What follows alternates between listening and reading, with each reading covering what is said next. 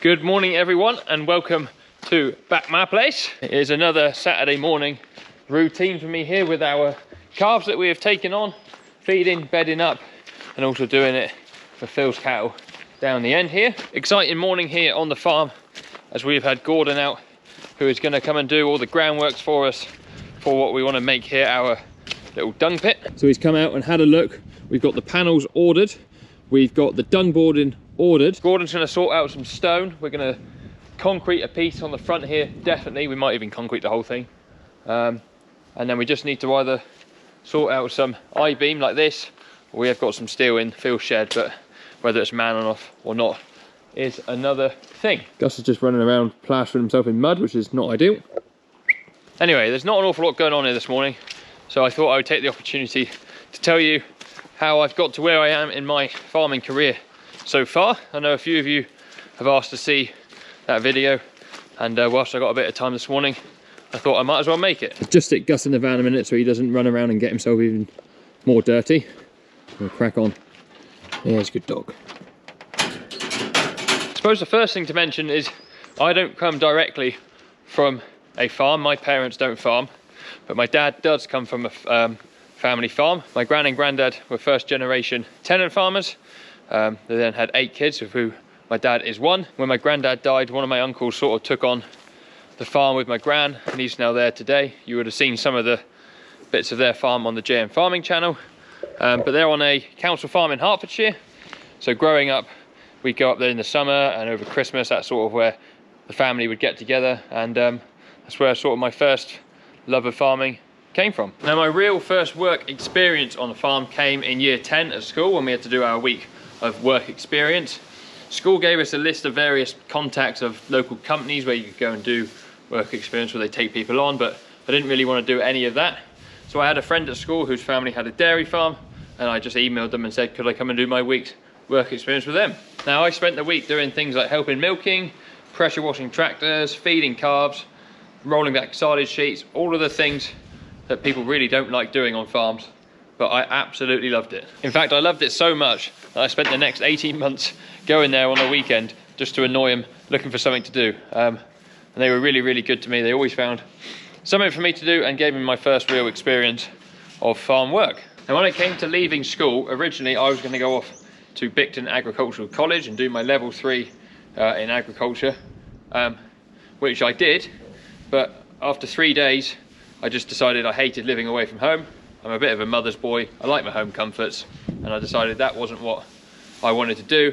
So I came back home and actually ended up going back to school to do my A-levels. Now, that was a bit of a blow because I had my heart set on doing this, and I thought, this is what I want to do, it's going to be absolutely brilliant. And when I didn't like it, I just thought, what the hell am I going to do now? But luckily for me, the family that I had been going to on the weekends, their eldest son Rob, he'd been working for another local farm after he had left college. Before going back home, he wanted to work elsewhere for a bit, and he had decided it was time that he wanted to go back home, and so there was a bit of an opportunity on the farm that he was working on to take on a bit of work there.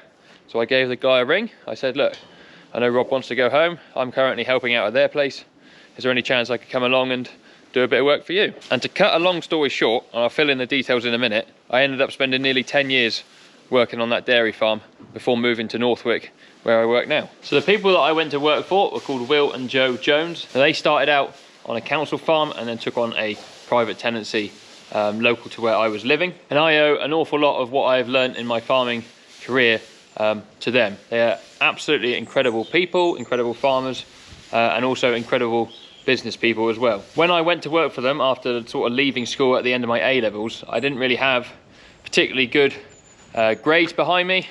And I sort of just wanted to throw myself into work. And Will actually suggested doing an apprenticeship through Dutchley College.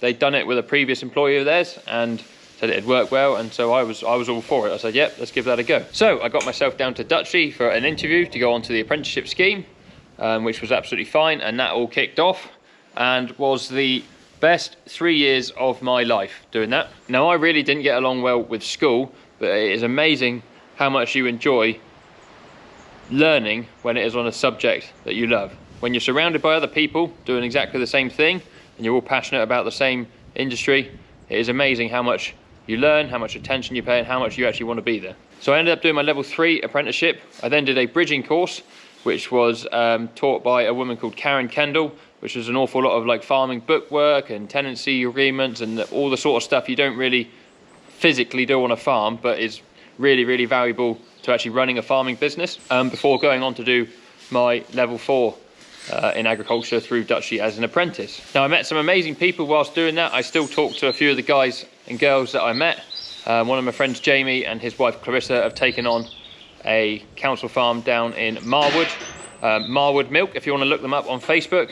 They got an incredible business that they are now running. And another one of my friends, Kaylee, who was on the course, she is now actually teaching the apprenticeship side of the Dutchy apprenticeships, which is awesome as well. So in nearly 10 years for working for Will and Joe, I went from the bloke that was milking on a Saturday afternoon to doing a Saturday and Sunday afternoon to doing both milkings on a weekend, both days, sort of alternate weekends. So milking Saturday morning, Saturday afternoon, Sunday morning, Sunday afternoon. Started doing that actually whilst I was still doing my A-levels.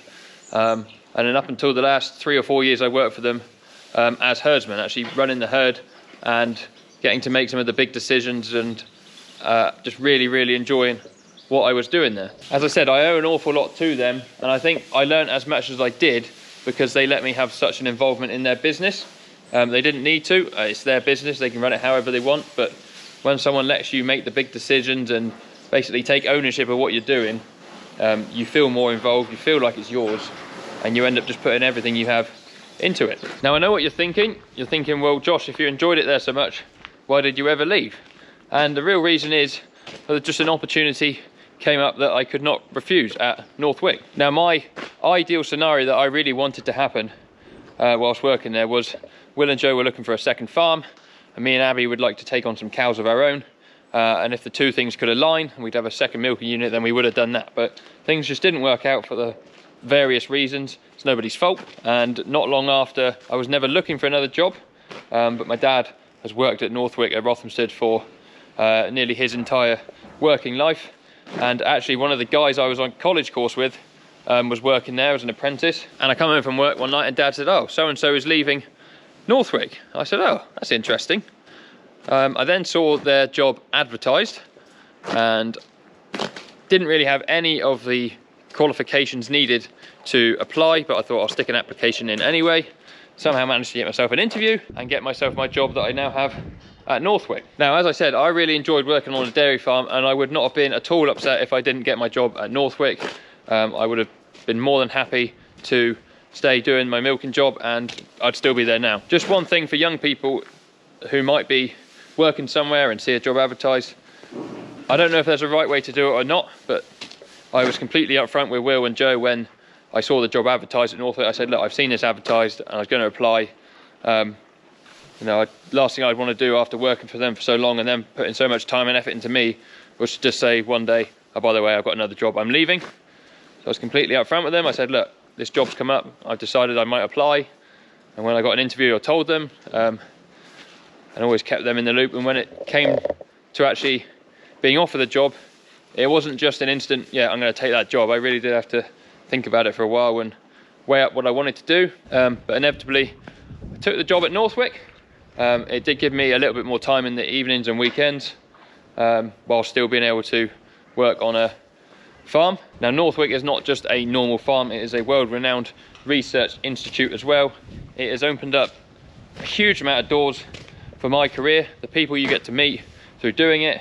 Some of the stuff we do on the farm is not a normal 9-to-5 job or farm at all. It is really, really interesting. If you want to see anything that goes on there, you can have a look on the Rothamsted Research website, just search for the Northwick farm, or you can head over to the JM Farming YouTube channel where I make 3 videos a week of what we get up to there. There'll be a link down in the description. So I started in Northwick in April 2020, just as COVID decided to rear its ugly head, and was very quickly on a 1 week working, 1 week off system, just to split the farm team up so that if somebody picked up COVID, we didn't all have to isolate, because the rules are very, very strict with Rothamsted. If you pick up COVID, anyone that you have been in contact with cannot work, you cannot work. And so just to sort of make sure that there was always somebody able to go in and do the animal welfare stuff on the farm, we split the team in two. Now during the time I had at home, I spent an awful lot of time watching YouTube and watching farming channels, and I thought, you know, Rothamsted is really interesting. There's an awful lot going on. Perhaps people would like to see more of it. So in July 2020, took my phone in one Sunday morning whilst checking the stock round, and just sort of did a few little clips of what we're doing, checking the stock, and that was the birth of the JM Farming YouTube channel. Fast forward 3.5 years, we are now somewhere near 18,000 subscribers. We've been up to Lammer Show this week. People want photos with us, which is absolutely just mad and mind-boggling to me. We've managed to do sponsorships and collaborations with companies and really open up Rothamsted to more people, which was sort of the main goal when starting the JM Farming channel. And since other goals have come along, the biggest thing it has done through various social media outlets is allow me to raise some money to start my own farming dream, which you guys have all seen here in the last few weeks. So in collaboration with Dr. Phil, who really deserves a bit of a mention because he's been along in my farming career for most of the way. He was the principal at Dutchley College when I started there. He's been good friends with Mum and Dad for the entire time they've been down here in Devon. He was the one who taught me into going to Bicton in the first place, although that didn't quite work out, I know. But he then did get me back into Dutchley as well. And now working with him at Northwick and on this project here at his home farm. Yeah, he deserves a bit of a shout out too. So the money that we have raised in the last 3.5 years on YouTube and other bits of social media, TikTok a little bit as well, has gone into this. Now I'll be completely upfront with you. In 3.5 years on YouTube, I have earned roughly £10,000. Now that doesn't mean I've got £10,000 sitting in a bank account somewhere. Absolutely not.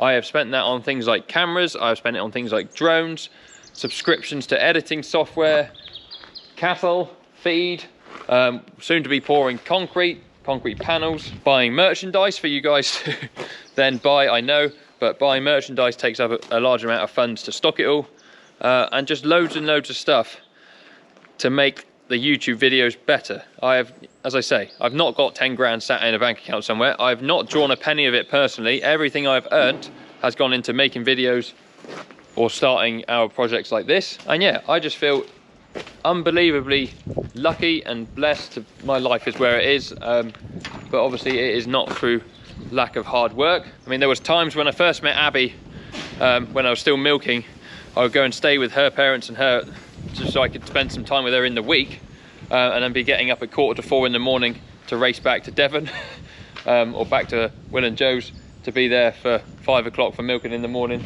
and then heading back up to see her an hour away, sort of 6:30 at night. She's also been a massive part of my farming journey. She puts up with an awful lot of me sat on a laptop editing videos, talking nonsense, coming out here on the weekends to fart around with cattle. But she loves it as well, and you know, if she didn't, it would be really difficult. So I'm very glad she does. I'm very thankful to have her. So my advice for a 16, 17-year-old leaving school thinking they want to get into farming: knock on some doors, send some emails, send some letters, try and get some experience on a local farm to you. There are people that are crying out for staff, crying out for help, and I know it's not easy, and I know people don't always want to take on younger, inexperienced people. But sometimes you just got to go and do it, even if you're not earning money. I mean, the first however long I was going out on a weekend to help people, I was never getting paid, but it was invaluable experience that I could then take on to my first paid job. Apprenticeships are another awesome way to get involved. You get your learning alongside your work. Obviously you get paid as well, which is great. On apprenticeships, they can work either way. Some people, and these are few and far between, I know, just want cheap staff. Obviously that is not ideal. I was really lucky with Will and Joe. They paid me as a farm employee whilst I was doing my apprenticeship, so I was getting paid a decent wage and being able to do my learning at the same time. So yeah, thank you Will and Joe if you are watching. But yeah, getting in with the right person really does make it all that much better. So that takes us up to where we are today, January 2024. We have got 9 calves here that are going to be the start of our farming adventure.